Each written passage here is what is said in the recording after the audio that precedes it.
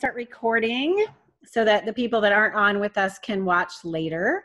But thanks for being here today. I know sometimes these meetings are not at the most convenient time for everybody, especially when I'm trying to please everybody at once. That's just not going to happen. So thanks for taking time out of your day and being here. These meetings are never longer than 30 minutes. Usually they only last about 15 or 20. So we'll get going so you guys can get back to your day, especially if you're here in Kansas City. Oh my gosh, what an amazing day outside. It's like 60 and sunny. Can't beat that for January. So, okay. Welcome to Go Time, right? This is officially day one. Hopefully you picked up on a lot of things last week and are sort of feeling like you're ready to go, or at least head in the right direction.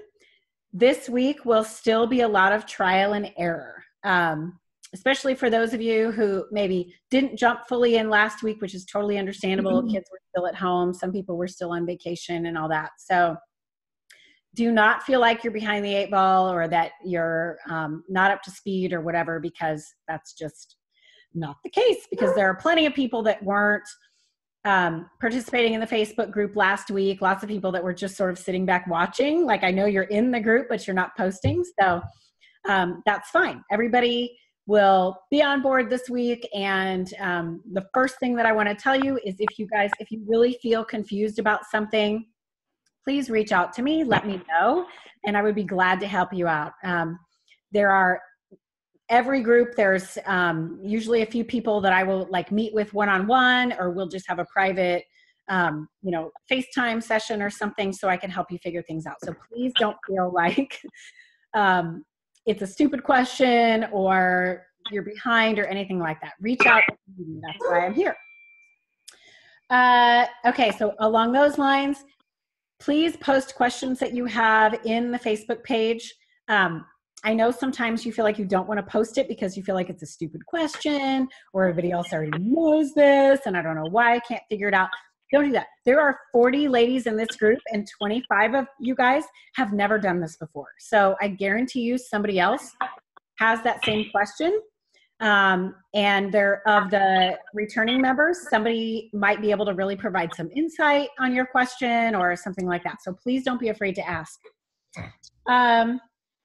Okay, so starting today, we are all going to post a screenshot of your nutrient tab, your macros, on the Facebook page. I get if something happens and you didn't track, or you're out of town, or you're sick or whatever, and you don't post. It's fine. I'm not going to chase you down and say, why didn't you post today? Where are you at? I'm not going to do that.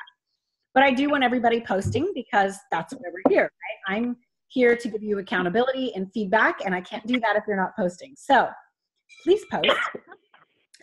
Post on the daily thread. So today's Monday. You'll post on the Monday thread just to make sure I see it. I've said this before, but if you create a separate post, sometimes I don't see it because you're not responding to my post. So you could ask a question, it could be out there and I don't see it. So reply on the daily post. All right, the name of the game, and I know you've heard me say this already, name of the game is progress, not perfection. For those of you that are like you're falling short by 3 grams of protein or going over by 2 grams of carbs and you're like, oh, I almost had it. You guys, nobody is going to be perfect. You may have one day in the whole program that falls exactly right, where your macros line up exactly right and you get every gram. That's mostly not going to happen because this is real life. So close counts. Getting close counts. Don't feel like you need to be right on. Progress, not perfection. Keep that in mind. All right. So Lauren Reef is on. Hi, Lauren. Hi. She made up this great PDF tracker that if you haven't seen it, go to the Facebook page. I posted it yesterday it's in the files section. So go into the files section. It's a great PDF that has everything laid out that will help you keep track. You guys will probably only need to use that for the first couple of weeks if you need to use it at all. But it's great to get you going and have you focus on exactly what you need every day. Some of you have told me you've gone into your calendars and like on Monday, you write low carb day. On Tuesday, you write low carb day at the top of your calendar. I did that too when I first started, just so I could remember exactly what every day was, the type of workout I was supposed to be doing and all that. Do it if you need to. It's a great thing to help you stay on track. All right, fasting. I want to move on to fasting. We are attempting to fast for 16 hours, right? This may or may not work out well for you all the time or some of the time. Some of you, especially those of you who have had thyroid issues or adrenal issues in the past, 16 hours might be too much. So I want you to listen to your body. Nobody gets a prize for fasting 16 hours. If 14 hours feels better for you, or even 12 hours feels better for you, you should do that. If you are feeling low energy or having brain fog, or you are starving by 10 a.m. and you're supposed to be fasting for another hour or two, you guys just eat. Intermittent fasting can be a stress on your adrenals. And if your adrenals are already not in a great, highly functioning place, it's going to tax them and it's going to be more of a stress on your body instead of a benefit. So you may find that you can, fast great at 14 hours, but 16 hours doesn't make you feel very good. Then 14 is your magic number. You may find 12 hours is your magic number. If something doesn't feel right, please reach out to me and I can help you figure out how to tweak things just so it works better for you. All right. So along those lines, if you are incredibly hungry outside of your eating window, so usually this happens same, like 9 or 10 in the morning, it's still a couple hours or an hour or two or whatever before you're supposed to break your fast. If that is happening routinely to you, like not just a couple of days, but it's happening over and over again, reach out to me. It may be that we need to increase your macros. It may be that we need to adjust your fasting window, something like that. In past groups, there are always people where we adjust their fasting window. We adjust their macros right off the bat because something isn't working for them. Don't be afraid to reach out, and don't feel like if it's not working 100% for you that, well, I'm a failure and this program just doesn't work for me. That's not how it is. Everybody is unique. And I've gone through phases where I can do great fasting one day and the next day it's 8 a.m. and I'm starving and I'm eating. So it's not a static schedule that has to be this way in order to succeed. So just know that it can be flexible if you're, getting ready to start your period, or you've been under a lot of stress, or you didn't sleep great for a couple nights in a row. That's all going to affect it. So I need you to listen to your bodies, and that's partially why we're here too, so that we can tune into what our bodies are telling us and respond to that, as opposed to just rigidly sticking to a program because we think that's the only thing that's going to give us results. You will get results from this program even just following it half-assed. There are plenty of people in this group today that can tell you that, okay? Anybody have any questions so far? Okay. All right, so being hungry outside of your eating window is telling your body something, right? Also feeling like you're too full, or feeling like you have too much food to eat. This could be a couple of things. If you have been chronically under eating, which you may or may not be aware of, if you have been chronically under eating, you may find the amount of food you're supposed to be eating leaves you feeling too full. If you're an undereater, it's because your metabolism is running about this fast. As you start to increase the amount of food you're eating, your metabolism will rev up, which allows us to lose fat and gain muscle. If you haven't been under eating, if you don't know, and you're still feeling like you're having to stuff yourself to hit all those macros, especially the carb macros, just eat until you're 80% full. So that's the place that I want you to get at. I don't want you to feel like you have to join the Plate Club and eat all your macros, especially if that's making you feel overstuffed. This goes back to being intuitive with our bodies and learning how much food our bodies run with. There are days where I go a little bit over on my macros because I'm just dang hungry. And then there are days when I don't eat all my macros because I'm pretty satisfied. Like I feel like I don't need it. And if I really sit down and analyze what's going on in my life, you know, maybe I've taught more classes over the last few days. Maybe I've rested a little bit. So your appetite is going to ebb and flow. Start to tune into your body and what it's telling you. Again, if you're struggling with something, or you even just want to double check with me, like, hey, this is what's going on. What do you think? Please reach out. This is why I'm here. So eating to 80% full is where we want to be. We don't want to be stuffing ourselves. Lastly, oh shoot, I set it down over there and then I forgot to bring it with me over here.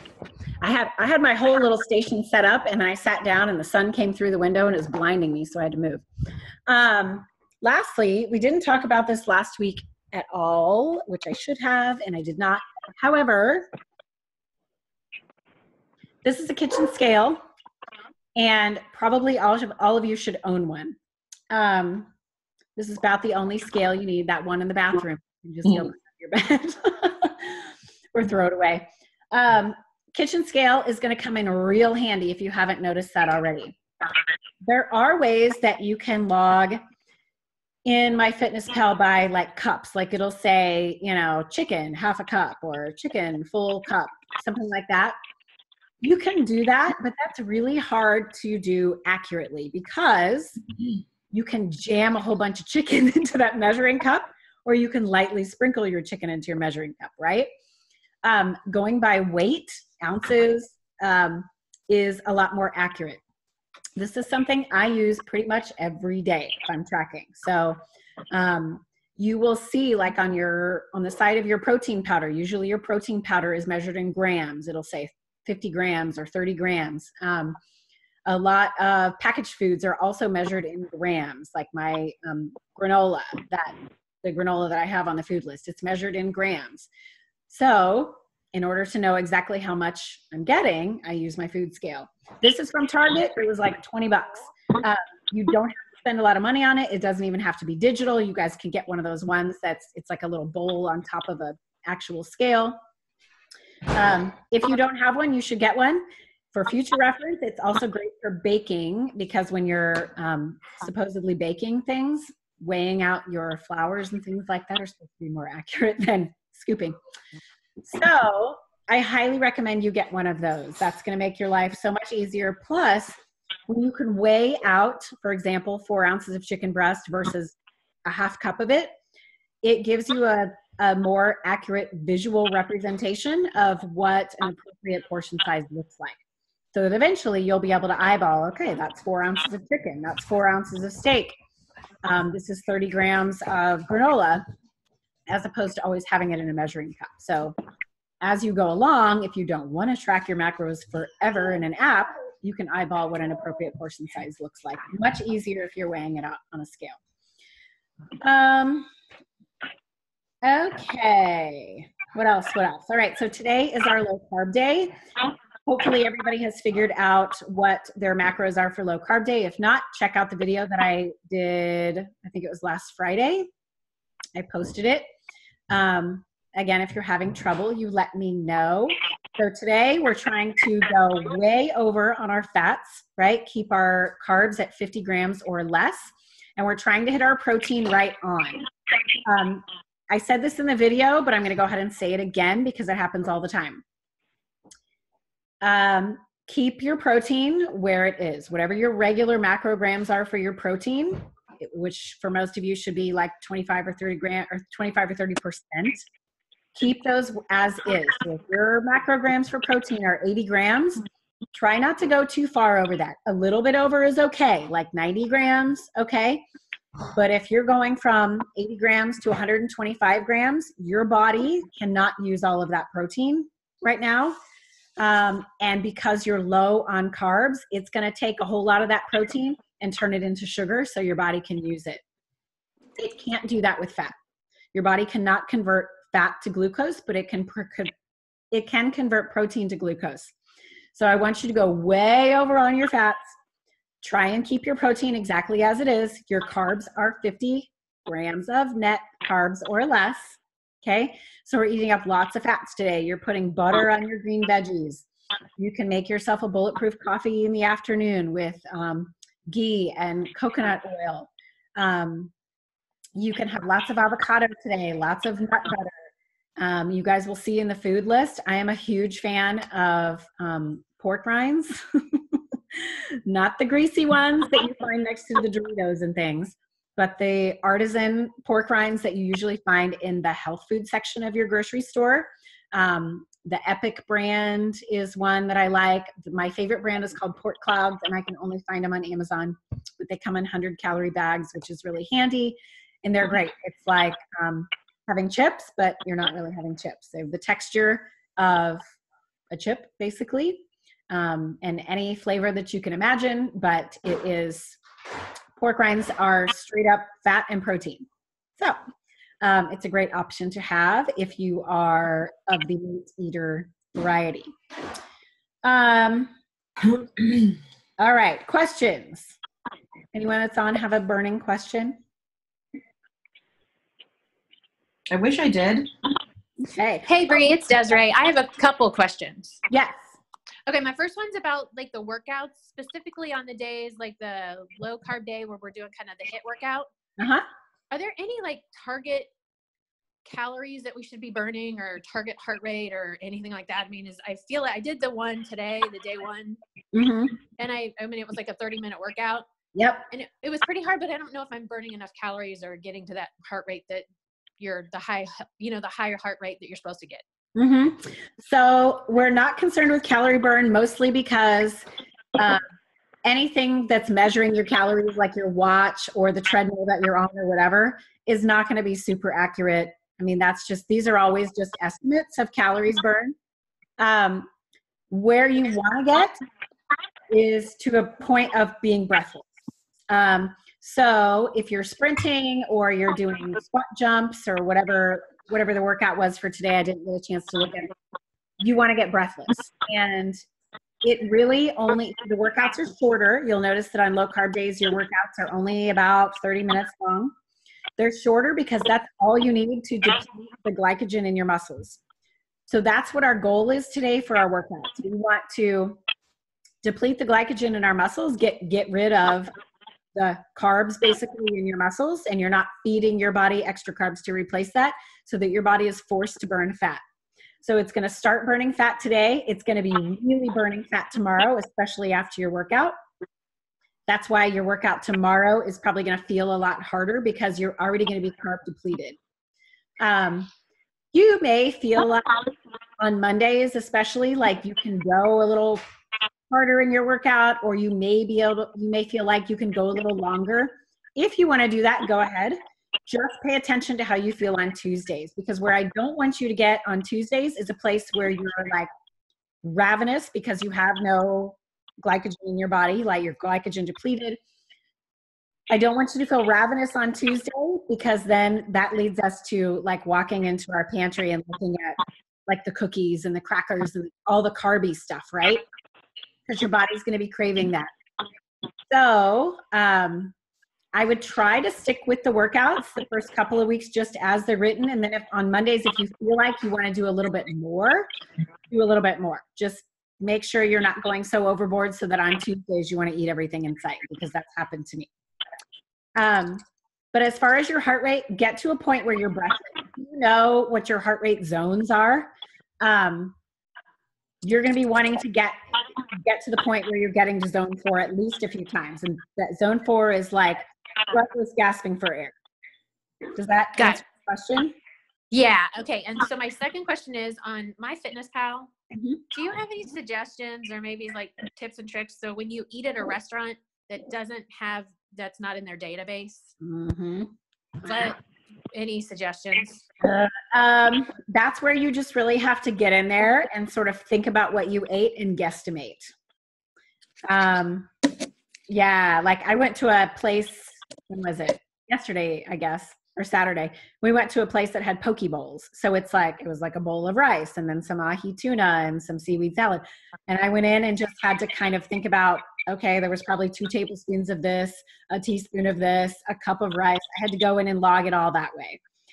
And that's really the only way to do it. So you have to just sort of pay attention to what you're eating and know what macros you have left for the day, to know if what to order off the menu, if that fits in with your day.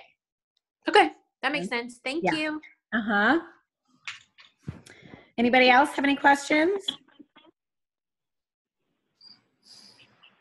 Anyone? Okay. Well, if you think of something after this meeting is over, which will be in just a minute, I'm going to upload this video to the Facebook page like I did last week. And then if you think of something, you can just comment on the video and I will respond to it there. Of course, any other questions you have, struggles you have, please reach out to me. You guys can, Facebook message me. You can email me if that feels better to you, or text me if you have my phone number. But I'm always here for you. And I think that's it for today. All right. Okay.